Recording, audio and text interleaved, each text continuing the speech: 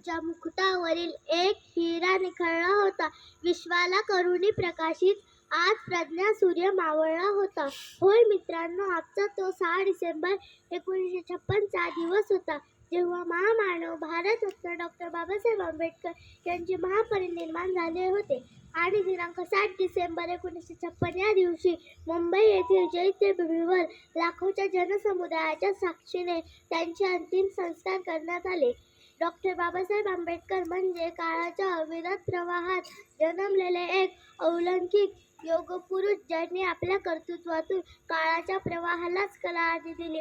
हजारो वर्षांपासून दारिद्र्य, शोषण आणि अज्ञानाच्या काळोखाशी खितपणा पडल्याने माणसांना सन्मानाने जगायला स्वतः दिव्याप्रमाणे जळून या माणसांनी आपले आयुष्य प्रकाशित केले. बाबासाहेबांचे जीवन एक धगधगीत यज्ञकुंड होते. त्यांच्या संपूर्ण आयुष्याला एका शब्दात सांगायचे म्हटले तर संघर्ष शिक्षणासाठीचा, संघर्ष सन्मानासाठीचा, संघर्ष सामाजिक जागृतीचा आणि संघर्ष संविधान निर्मितीचा.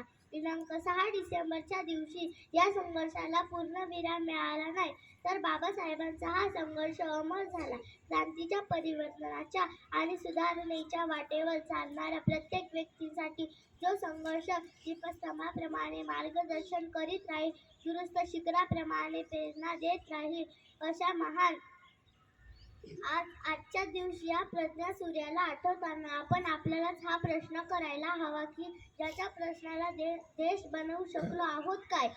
स्वातंत्र्य, समता, बंधुता या मूल्यावर आधारित जात, धर्म आणि समुदायाच्या पलीकडे बघण्याची ही दृष्टी संविधानाच्या माध्यमातून बाबासाहेब आपल्याला देऊन गेले.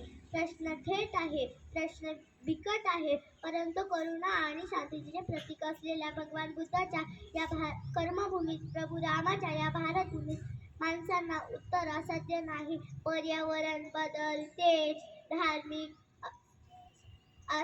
बेरोजगारी, स्त्रियांवर अत्याचार, भ्रष्टाचार अशा अनेक समस्यांनी राष्ट्राला व्यापले आहे. राष्ट्राला व्यापले आहे. या प्रश्नांची उत्तर शोधणाऱ्या माणसांना बाबासाहेबांचा शिका संघटित व्हा आणि संघर्ष करा हा मंत्रच मार्ग दाखवू शकतो. पुस्तकांच्या मशाली हातात घेऊन ज्ञानाच्या काळोखाशी समर असता, पुस्तकांच्या मशाली हातात घेऊन ज्ञानाच्या काळोखाशी समर असता, बाबा तुम्ही गेले तरीही तुमचे विचार मात्र अमर असतात. बाबा तुम्ही गेले तरीही तुमचे विचार मात्र अमर असतात. एवढे बोलून मी माझे 2 शब्द संपवते. जय हिंद.